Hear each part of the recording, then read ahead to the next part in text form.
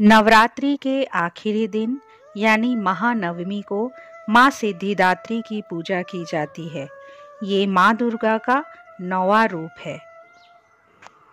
भगवान शिव ने माँ सिद्धिदात्री की कृपा से ही 8 सिद्धियों को प्राप्त किया था।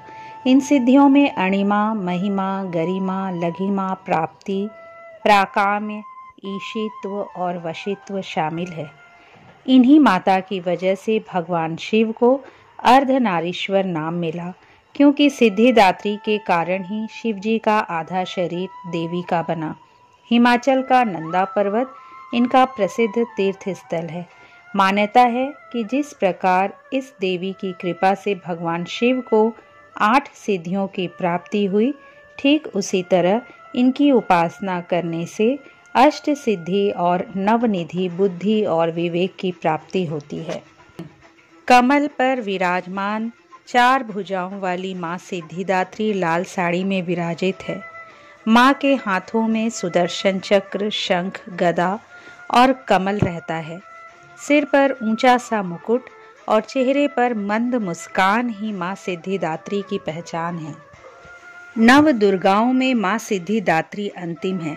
अन्य 8 दुर्गाओं की पूजा उपासना शास्त्रीय विधि विधान के अनुसार करते हुए भक्त दुर्गा पूजा के 9वें दिन इनकी उपासना में प्रवृत्त होते हैं। इन सिद्धिदात्री माँ की उपासना पूर्ण कर लेने के बाद भक्तों और साधकों की लौकिक परलौकिक सभी प्रकार की कामनाओं की पूर्ति हो जाती है। सिद्धिदात्री माँ के कृपा पात्र भक्त के भीतर कोई ऐसी कामना शेष बचती ही नहीं जिसे वह पूर्ण करना चाहे।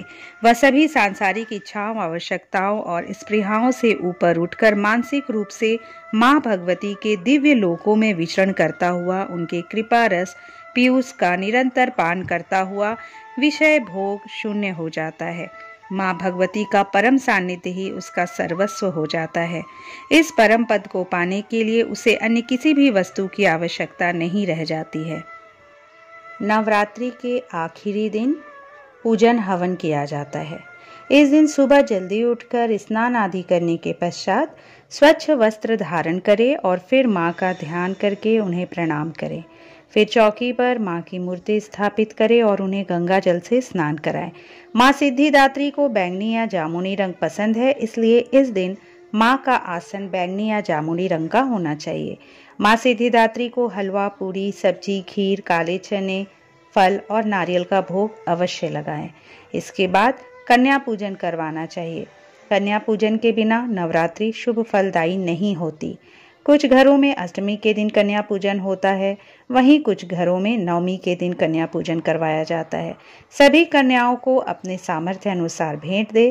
कन्या पूजन में एक लंगूर का होना भी अति आवश्यक है।